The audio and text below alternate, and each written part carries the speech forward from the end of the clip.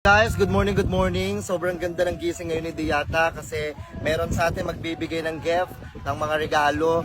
Kasi minsan ang nireregalo sa akin is upuan, lamisa, tsaka tent. Parang ito, kakaiba siya. Tara, samahan niyo ko, let's go.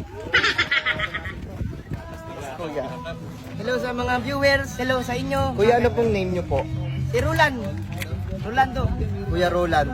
Taga saan po kayo? Taga Masbate lang ako, doon ako sa dulo, sa may magandang sa buhok. Ang layo ng binayahe ko, makapunta at mabigay lang ko sa'yo.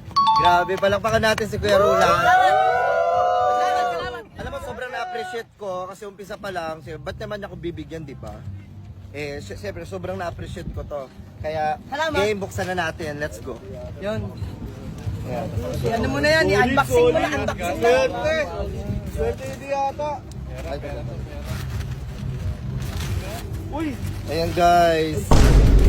Binigyan niya ako ng Goku. Palakpak na, palakpak! Pero wait lang kasi yung mga nagpupunta dito na nagbibigay sa akin ng gift, ng regalo, dinodrawing ako. Hindi ko alam kung bakit si Goku yung dinrawing mo. Kaya ganun kasi palagi kong childhood, idol ko yan. Madalas ko rin mapanaginipan. Bakit hindi si Diatam? Ginawa mo. Kasi bakit pala? Ang karamihan kasi nagbibigay sa akin, ako yung dinodrawing. Dapat ibigay mo to kay Goku. Goku, mahirap kasing hagilapin si Goku, makulit, nag-teleport yun. Tama. Okay, pero grabe, sobra ko itong na-appreciate kasi bihila na nagbibigay sa akin ito. First time may nagbigay sa akin ng isang Goku, hindi niya pa sinama si Master Pogi. Okay, maraming salamat.